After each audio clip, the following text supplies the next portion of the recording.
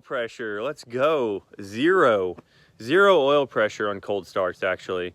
And turns out it's been like this for 2,500 miles, but I thought it was something else, and I shouldn't have assumed, because here we are.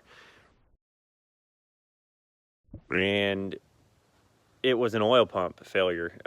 And this was a upgraded oil pump. I'm not saying all the upgraded oil pumps are bad. I'm just saying don't buy this one. I'll show you guys the one that I got and what's going on. So about 6 months ago, I built this engine, put 2,500 miles on it, and this has been the problem the whole time. And I thought it was a check valve in the oil filter housing. So I thought every time I would start it on a cold start, the reason the oil light was on, the red light, was because it had to fill up the housing. And then once it filled the housing up, it went away. It never came back when the car was warm, nothing. And this last time here, when I did the fuel upgrade in those videos and stuff, I actually did a oil filter housing to fix this problem. Well, it did not fix the problem. So now I became concerned, and I actually bought an oil gauge finally. I've always just trusted the dummy light, and oil pump problems really aren't big on these cars unless your oil pump nut falls off or whatever, but I had an upgraded pump, so I didn't really worry about it. Well, as you can see in this video, the oil pressure I have when I'm cranking it cold is 0 on this gauge. So I pulled the pan off, and the oil pump is trash. And it was probably trash when I bought it. I just didn't take it apart and check this because I mean, they're expensive, and I figured it would be ready to go out of the box, which it should be. You shouldn't have to disassemble it and check it. The rotor on the shaft actually spins on the shaft. So the shaft was just spinning super fast and the rotor was barely moving. And when it was cold, it would take like 20 seconds for it to get hot enough to actually expand and gain oil pressure. So lesson learned here. Bearings seem fine. Engine never made any noises. No metal in the oil. So I'm going to do new rod bearings, even though the ones that I have are actually okay, because I was getting like 8 to 10 psi. I know it's really bad when the car was warm, and it would never set off the dummy light because that's anything under 8 psi. So this actually saved my engine still having just a little bit of oil pressure, but it's pretty sad because it definitely probably wore it out a lot faster than it should be already. So don't make this mistake. This is why I'm making this video.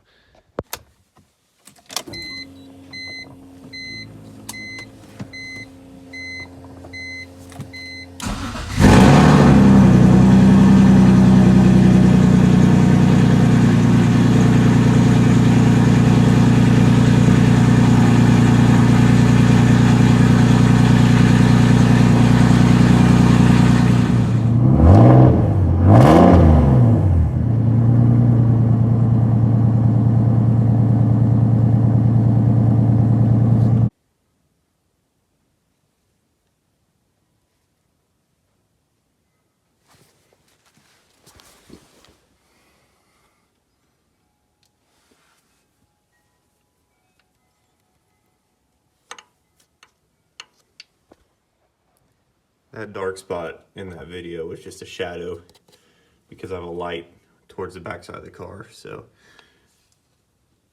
everything seems fine. So here's the pump that I bought. I did not pay this price here. I got it from a guy on a group who apparently has these made, and I got it for a lot cheaper than this, but he said he sells them on eBay and it came from a different country, and here is his eBay listing. He has quite a few eBay listings, but mine is the one that has the 3 cap screws and then the 3 pressed in pins.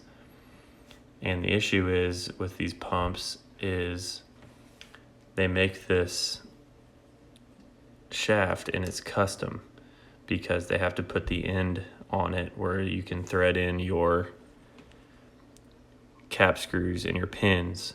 Well, they're not making the diameter of this right, or they're reusing rotors, which is probably what they're doing. So once they get pressed on and off so many times, this happens. It just spins just like this. So this is why I had no oil pressure.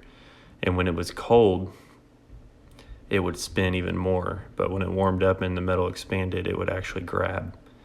So this is awful. You should have to press these on and off, and I can just pull them off. So don't do that.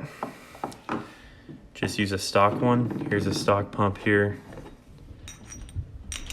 and you cannot spin it. The best upgrade you can do is just get a brand new one. You know, you can't beat that. OEM BMW, you know it's all gonna be brand new. Or if you really want to ball out and you actually have a purpose for this, you can go to Seems Legit Garage and they make a custom one here. This is for an M54.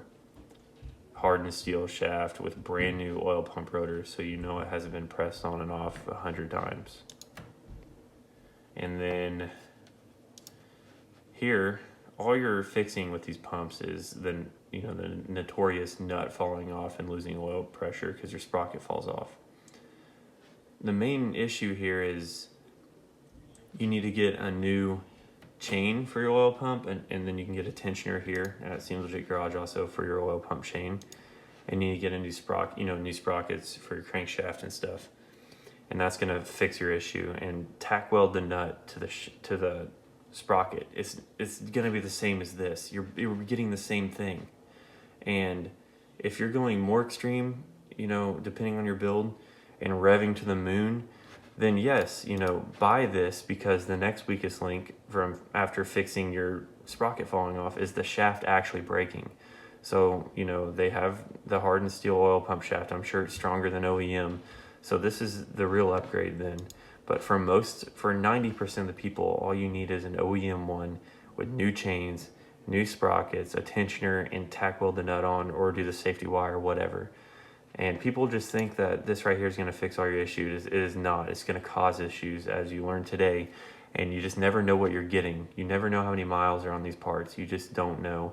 And it's not worth $420 when you can get a brand new inside of a pump OEM for 75 bucks. So, lesson learned today. If you really have the money and you want to get fancy, just come over here to Seems Legit Garage. Talk to Mike Dodge. And if you have any questions, just ask him on Facebook. He replies pretty quick. So thanks for watching. This is unfortunate, but I'm just going to get a new shaft from FCP here, and hopefully everything's good.